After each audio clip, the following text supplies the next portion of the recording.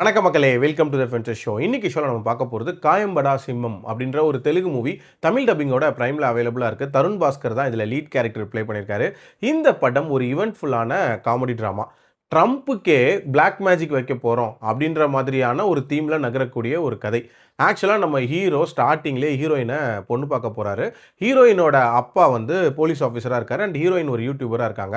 அப்பாவுக்கும் ஹீரோக்கும் ஆல்ரெடி பழக்கம் இருக்குது அப்படின்றது வந்து ஹீரோயினுக்கு தெரிஞ்ச உடனே ஒரு மாதிரி ஷாக் ஆகுது. ஸோ இவங்களுக்குள்ள அந்த கனெக்ஷன் என்ன அப்படின்ற மாதிரி ஃப்ளாஷ்பேக்காக வந்து கேட்க ஆரம்பிக்கிறாங்க.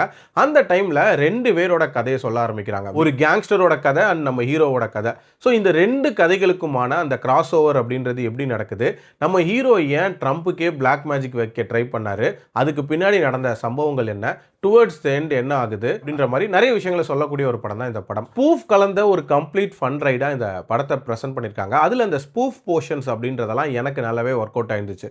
அர்ஜுன் ரெட்டி, போக்கிரி இந்த மாதிரியான படங்கள் எல்லாம் ஸ்பூஃப் பண்ணியிருப்பாங்க. அந்த போர்ஷன்ஸ்லாம் நீட்டாகவே இருந்துச்சு அப்படின்னே சொல்லலாம். ஒரு நோ பிரெய்னர் காமெடி ட்ராமா அப்படின்ற மாதிரி தான் இந்த படத்தோட லாஜிக்லாம் இருக்கும். பட் இருந்தாலும் இந்த கதையை ஒரு மாதிரி ஈவெண்ட்ஃபுல்லாக ப்ரெசென்ட் பண்ணியிருந்தாங்க.